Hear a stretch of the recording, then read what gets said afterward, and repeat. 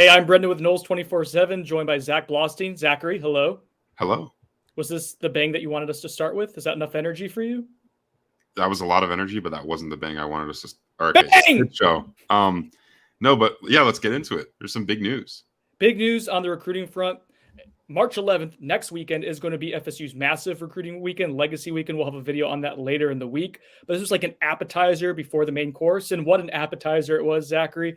FSU brought in a handful of blue chip prospects on a smaller visiting weekend, but the quality was extremely high. The two players we're going to talk about today are going to be two teammates from South Florida, one JoJo Trader, two Jeremiah Smith. It's a 1-2 combination where Jeremiah Smith's one of the best players in the country, arguably the best player in the country. JoJo Trader's like a top 10 to 15 player in the country.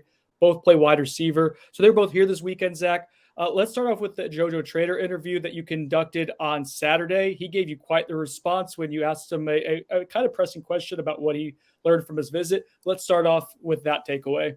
Yeah, so I asked JoJo Trader basically what was the message from Florida State's coaching staff, and he basically elaborated that Coach Norvell and Coach Ron Dugans wanted him to commit. They wanted him to play at Florida State. That's all obvious, right? That's what every coach is going to do. And I asked basically what was your reception to that message, and he said regarding the possibility of him committing to Florida State, good chance. Norvell and Coach Dugans' message to you. Play at Florida State. They want me to come commit. Basically, they saying they want me to commit today.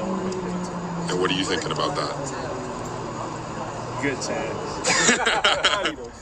So, obviously, he had a really great impression from the Florida State visit on Saturday. Like you said, he visited alongside a bunch of his teammates. Actually, I think it was close to 20 of his teammates from Chaminade-Madonna, one of the national powerhouse schools based in South Florida.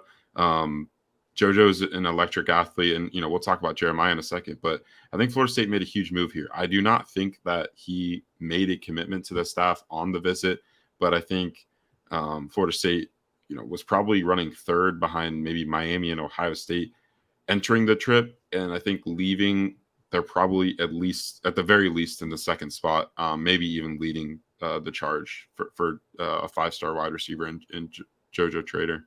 Wow. So FSU, fair to say, made up some ground this weekend? Big ground. Yeah. They helped themselves a ton. But I remember, so when I was at Battle Miami a few months ago, we talked about the JoJo Trader recruitment. He was getting crystal balled to Miami at the time.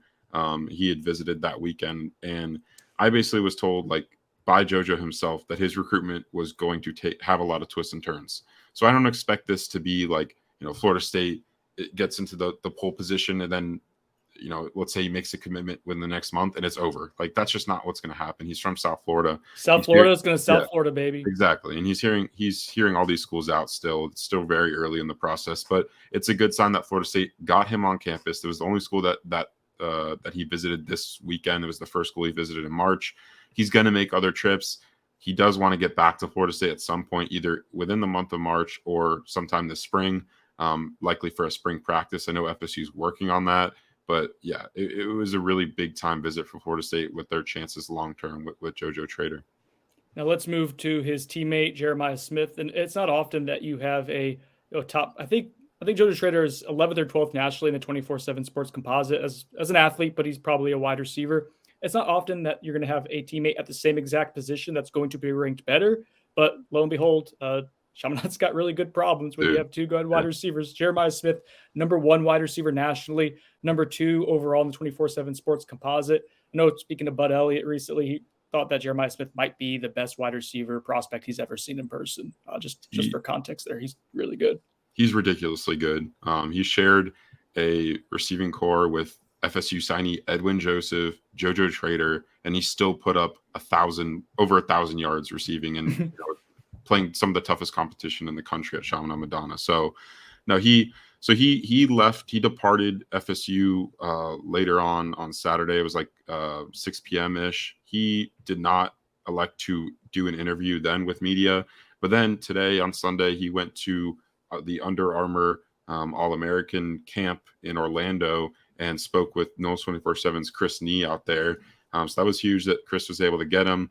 He went in depth on the FSU visit, said he loved it, said he loved meeting with Coach Norvell and Coach Ron Dugans. The highlight was that meeting with Coach Norvell. He said he loved they share a lot of the same traits, loving competition, loving, like being put to work, like all that kind of stuff. Like he related to Coach Norvell in that aspect. And I think FSU made a solid impression on him. He says Florida State's among the 3 schools that he knows are getting official visits. Those 3 schools are FSU, Georgia, and Ohio State. So I think, that's obviously great company to be in for FSU. Miami's another school that's definitely in the mix, but he said he doesn't want to take an official there because he lives, near their campus down there in South Florida. So that he can get there anytime for an unofficial and have an extended stay there and it not be too much of a hassle. So yeah, I think FSU made a solid impression on him. It was great that we got to catch up with him, not right after the visit, but at least a little bit afterwards, so that Noles 24/7 subscribers could, get his thoughts and impressions on the trip. On that note, there's a 50% off sale going on at Noles 24/7 right now. Annual subscription. Take advantage of it. It's a really good deal. You're not going to find better coverage anywhere else. Last thing I want to ask you about Jeremiah Smith before I get out of here, Zach, is you mentioned 3 official visits that he wants to take or knows that he's taking right now. I guess what ultimately, like for Ohio State, their wide receiver development and recruiting are both elite, the best really in the last 5 years or so. It's been tough to top that. What will FSU have to do to kind of chip away at this recruitment? It's one thing to be in a good position for him, right? Like you're at least put yourself in position to have a chance, but what's the next step to maybe chip away a little bit more and actually have a chance at dethroning Ohio State to get the top wide receiver in the country? Yeah, there are a variety of factors involved in this recruitment for sure.